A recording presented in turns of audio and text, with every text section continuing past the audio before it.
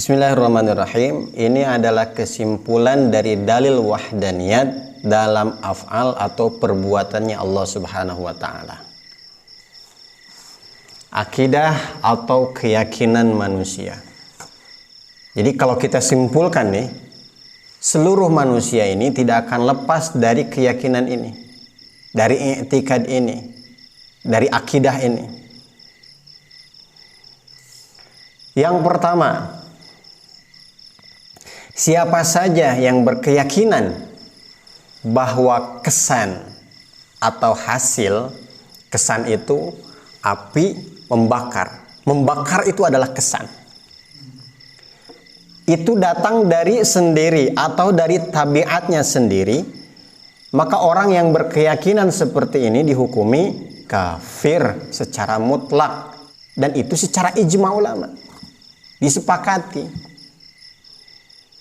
Api membakar karena api mempunyai sifat membakar. Sifat membakarnya bukan oleh Allah dan bukan oleh kekuatan yang Allah titipkan pada api. Panas karena sendirinya, membakar karena sendirinya. Termasuk alam semesta ini ada karena sendirinya. Karena kekuatan dirinya sendiri, kekuatan makhluk itu sendiri, tabiatnya sendiri, orang yang berkeyakinan ini dihukumi kafir. Orang-orang ateis ini tidak percaya adanya Tuhan, maka keyakinannya seperti ini.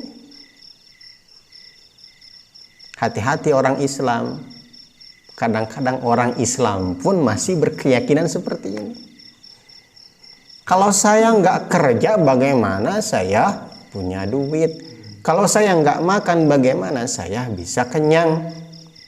Kalau saya nggak berobat, bagaimana saya sembuh? Mustahil saya sembuh. Nah, keyakinan seperti ini bahaya. Dianggap kafir. Ijma ulama. Maka hati-hati i'tikad kita. Ketika lapar, ya cari makan. Tapi i'tikad kita, keyakinan kita, jangan sampai berkeyakinan bahwa makanan itu yang mengenyangkan. Ketika kita sakit, ya ikhtiar, berobat. Datang ke dokter, datang ke rumah sakit. Tapi hati kita berkeyakinan bukan obatlah yang menyembuhkan, tapi Allah. Namun kita jangan suudzon kepada orang-orang yang mereka menganggap saya harus kerja. Karena dengan kerja saya bisa mendapatkan uang. Saya harus sungguh-sungguh, karena dengan sungguh-sungguh saya akan bisa sukses. Kalau nggak sungguh-sungguh, nggak mungkin sukses. Kata-kata nggak mungkin, hampir sama dengan ini. Jangan suudzon kepada orang-orang yang beranggapan seperti itu. Mungkin hanya sekedar ucapannya saja, tapi hatinya tetap yang mensukseskan dia adalah Allah. Yang mengenyangkan dia adalah Allah. Itu hanya sekedar ucapannya saja. Jangan mudah suudzon kepada orang lain. Mafhum ikhwan? Karena di sini yang terpenting itu hati, keyakinan. Kan aneh juga kalau kita ditanya, kamu lagi ngapain? Lagi dimakankan oleh Allah. Kan aneh. Kalau dibicarakan seperti itu pun kan aneh. Cukup dalam keyakinan saja. Lagi apa? Lagi makan nih, lagi lapar. Kan ada harapan kenyang. Mulut. Tapi hati berkeyakinan yang mengenyangkan adalah Allah. Begitupun kita kepada orang lain berhusnudzon seperti itu. Jangan mudah mengkafirkan. Selagi dia masih sholat, kita anggap orang Islam. Kemudian yang kedua, siapa yang beriktikad bahwa segala sesuatu itu terjadi oleh Allah, tapi dari kekuatan yang dititipkan Allah kepada benda, kepada makhluk.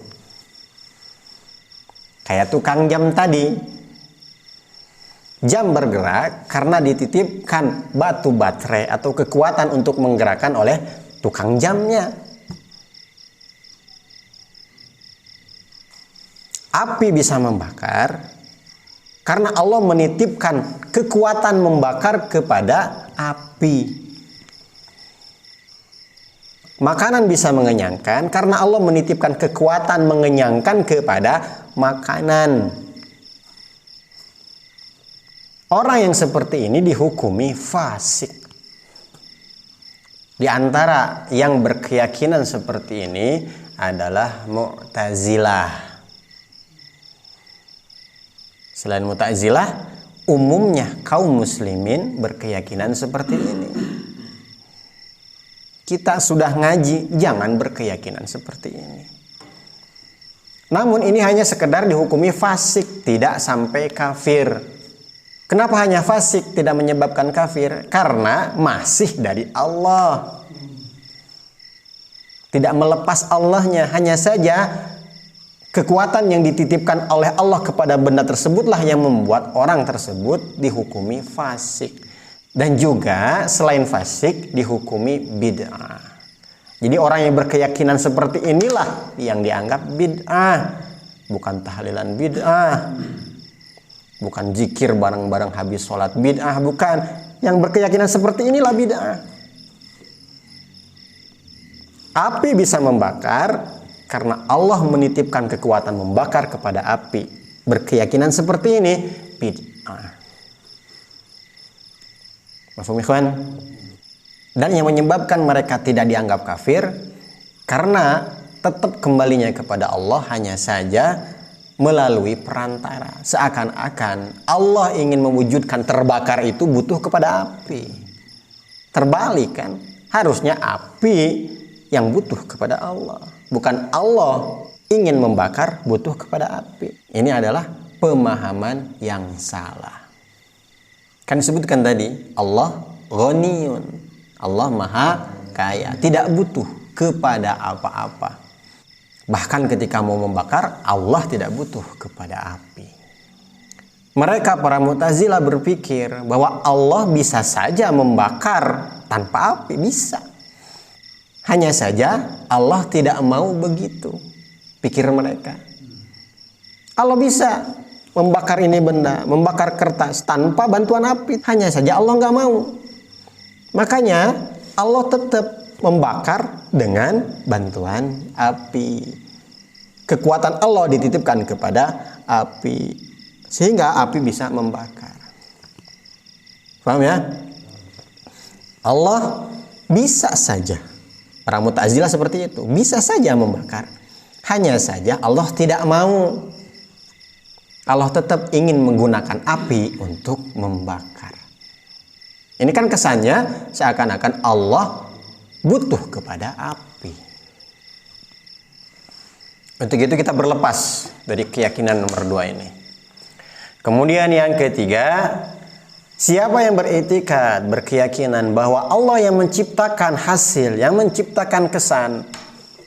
Sekali lagi kesan itu terbakar, sembuh, kenyang, itu kesan. Tapi ada tapinya nih. Akibat harus ada sebab. Yang mengenyangkan siapa? Allah. Tapi yang namanya kenyang harus makan dulu. Ini pun sama, kebanyakan orang Islam berkeyakinan seperti ini. Yang mendatangkan uang itu adalah Allah. Tapi kalau nggak kerja bagaimana mau mendapatkan uang? Logikanya tuh masih main. Nggak yakin kepada Allah.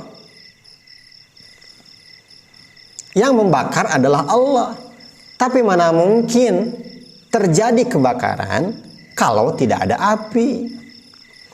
Sebab akibat ini seakan-akan sesuatu yang harus bagi orang yang ketiga ini. Orang yang ketiga ini dianggap bodoh, jahil.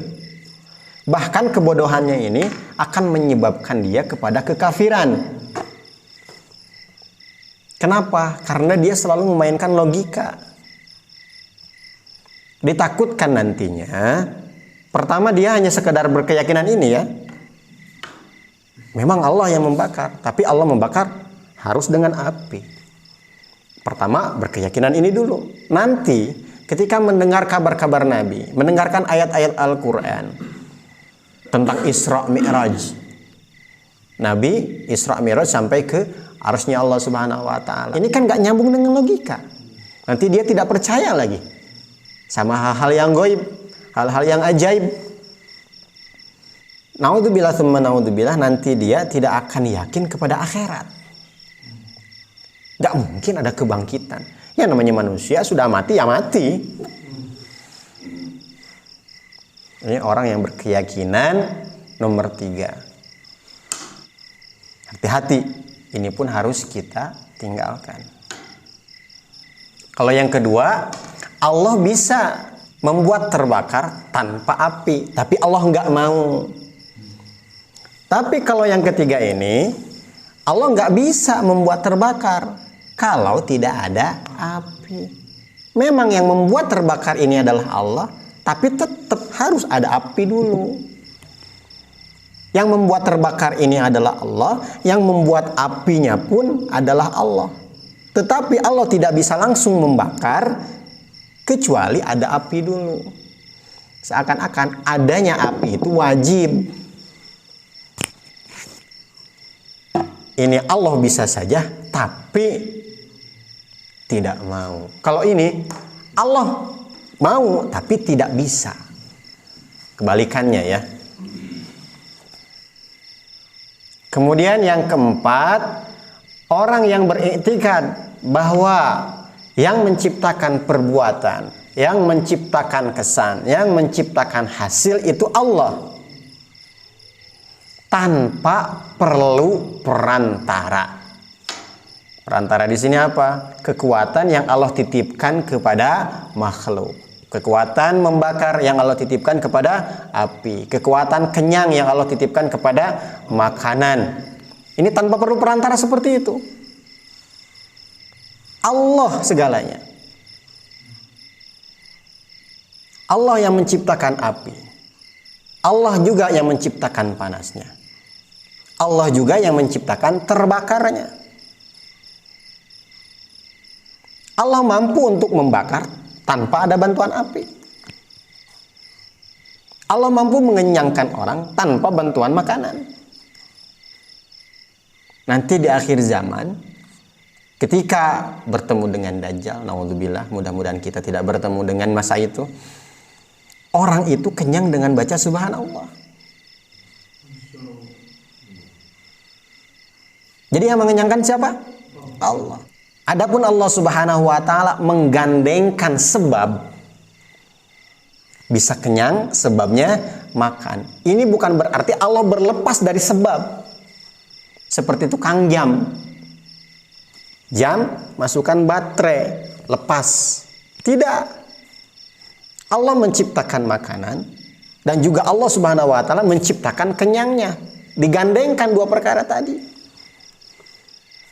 Gambarannya, Allah Subhanahu wa taala menciptakan api. Allah Subhanahu wa taala menciptakan juga kertas. Ketika api bertemu dengan kertas, maka terbakar. Terbakarnya ini siapa yang menciptakan? Allah juga. Allah selalu memelihara. Allah selalu mengawasinya. Tidak pernah lepas sedikit pun. Sedetik pun Allah tidak pernah lepas. Selalu digandengkan. Sedangkan Mu'tazilah atau orang-orang umum tadi berkeyakinan bahwa Allah Subhanahu wa taala menciptakan api, menciptakan kertas juga. Cuman di dalam api ini ada kekuatan yang Allah titipkan, namanya membakar. Kemudian Allah lepas tangan. Jadi ketika api ini bertemu dengan kertas, terjadilah terbakar. Terbakarnya ini dihasilkan oleh api, karena api sudah mempunyai kekuatan yang dititipkan oleh Allah. Itu adalah keyakinan orang fasik. Orang Islam umumnya seperti itu. Orang Mu'tazilah. Yang benar, Allah selalu menggandengkan.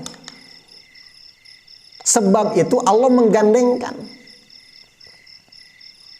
Allah Subhanahu wa taala menciptakan api. Allah Subhanahu wa taala menciptakan kertas juga. Ketika api dan kertas ini bertemu, Allah Subhanahu wa taala menciptakan makhluk baru yang namanya terbakar. Allah Subhanahu wa taala menciptakan nasi, kemudian masuk ke dalam mulutnya manusia, bertemu kan. Kemudian Allah Subhanahu wa taala menciptakan makhluk baru yang namanya kenyang. Jadi seluruhnya adalah ciptaan Allah. Itulah makna zikir yang selalu kita ucapkan, la haula wala quwwata illa billah. Tidak ada daya dan upaya kecuali dari Allah Subhanahu wa taala. Lalu untuk apa kita kerja? Lalu untuk apa kita makan? Lalu untuk apa kita berikhtiar kalau memang hasilnya itu dari Allah seluruhnya? Kenapa kita kerja? Karena Allah perintahkan kita kerja. Karena Allah perintahkan kita makan. Kulu washrobu, makanlah dan minumlah. Sehingga ketika kita makan, diniatkan saya makan ini karena perintah Allah. Jadi pahala. Ini namanya teori kasab. Kenapa berobat? Ikhtiar. Nabi pun berobat dengan berbekam. Berarti saya berobat ini mengikuti contoh Nabi, mengikuti sunnah Nabi, maka berobat kita menjadi pahala. Tapi kalau berobat hanya sekedar berobat, apalagi di dalam hatinya ada keyakinan bahwa obat yang menyembuhkan, ini jadi kacau akidahnya. Sakit berobat, tapi keyakinan Allah lah yang menyembuhkan, dan juga saya berobat niat ikut Rasulullah, Rasulullah pun berobat. Jadi kita kerja, kita makan, kita berobat, belum tentu ada hasil sesuai dengan sunnatullah. Sunnatullahnya orang makan, kenyang. Orang berobat, sembuh. Itu sunnatullah, kebiasaan. Tapi belum tentu. Kalau Allah berkehendak lain, bisa jadi kehendak lainnya yang terjadi. Jadi selalu diniatkan ketika kita berobat, ketika kita makan, ini adalah mengikuti perintah Allah, menjalankan sunnah Rasulullah SAW, sehingga perbuatan-perbuatan kita ini semuanya mendapatkan pahala. Yang membuat pintar siapa? Allah. Lalu untuk apa kita belajar? Orang belajar pasti pintar tidak? Belum tentu juga, karena yang memintarkan siapa? Allah. Lalu untuk apa kita belajar? Karena perintah Allah untuk thalabul ilmi. Dan keyakinan seperti inilah disebut orang yang selamat. Orang yang mempunyai keyakinan seperti ini, dia yakin kepada qada dan qadarnya Allah. Rukun iman yang keenam. Yang baik itu dari Allah, ataupun yang buruk itu datang dari Allah. Segala sesuatu datang dari Allah. Baik buruk itu semua datang dari Allah. Kita dapat rezeki dari Allah. Kita dapat musibah, ini pun dari Allah. Allah ingin menguji kita. Tapi kalau kita melihat hikmahnya sampai dalam, bahwa keburukan itu adalah kebaikan. Keburukan itu hanya bagi kita saja. Sedangkan bagi Allah seluruh itu kebaikan. Sakit bagi kita itu keburukan. Tapi bagi Allah itu kebaikan. Kenapa? Karena dengan sakit dosa-dosa kita diampuni. Cuman umumnya semua kebaikan, semua keburukan itu datang dari Allah. Ini keyakinan kita, keyakinan yang selamat. Bahwa semua kesan, semua yang terjadi, ini semua oleh Allah Subhanahu wa ta'ala.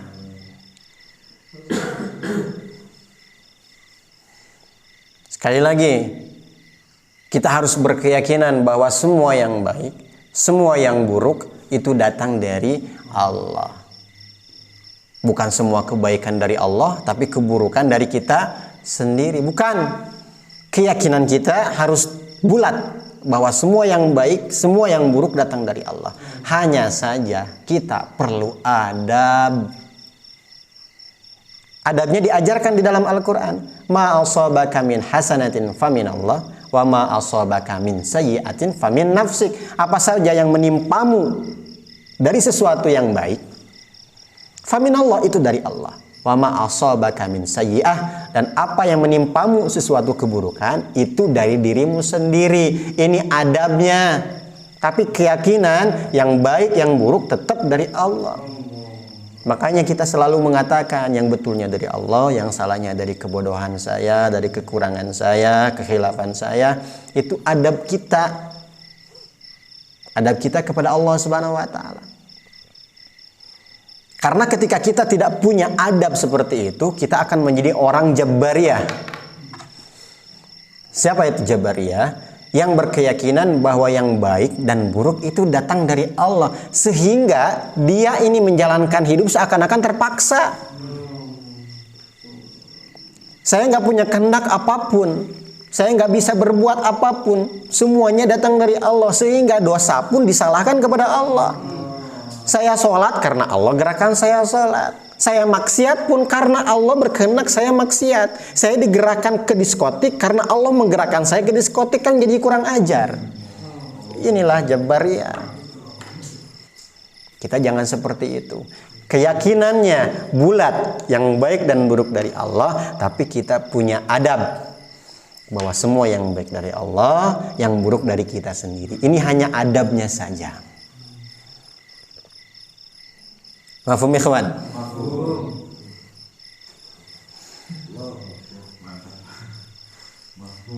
Hati-hati ya. Kedua dan ketiga. Yang ketiga juga banyak. Memang sih yang menghasilkan kaya itu Allah. Tapi kalau nggak kerja bagaimana mau mendapatkan uang? Nah, bahaya itu. Derajatnya bodoh, dihukumi bodoh, tapi bisa mengantarkan pada kekufuran. Na'udzubillahi min dzalik.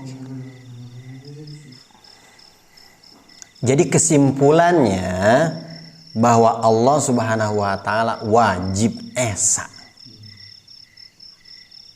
dalam zat, dalam sifat, dan juga dalam perbuatan. Perbuatan ini bahwa segala sesuatu ini adalah perbuatan Allah, termasuk perbuatan kita adalah perbuatan Allah Subhanahu wa taala. Itu yang dimaksud dengan esa dalam perbuatan Allah, bahwa tidak ada makhluk yang mempunyai perbuatan. Dan juga tidak ada kekuatan yang Allah titipkan. Tidak ada yang lain ini disebut makhluk yang mempunyai hasil. Karena semua hasil, semua kesan itu oleh Allah. Zatnya dimunculkan oleh Allah, perbuatannya dimunculkan oleh Allah, begitu juga dengan hasilnya ini dimunculkan oleh Allah. Api dimunculkan oleh Allah, kertas dimunculkan oleh Allah, ketika terbakarnya dimunculkan oleh Allah. Jadi Allah tidak pernah melepas makhluknya sedetik pun. Oleh karena itu mustahillah bagi Allah Subhanahu wa taala mempunyai sifat ta'adud, terbilang. Allah ada dua, Tuhan ada dua, apalagi lebih. Baik itu di dalam zat ataupun sifat ataupun perbuatan.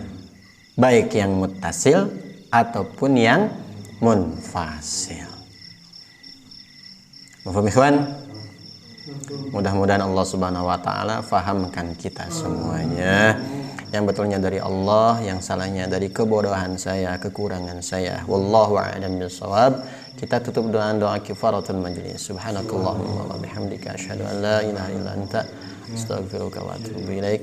Wassalamualaikum warahmatullahi wabarakatuh.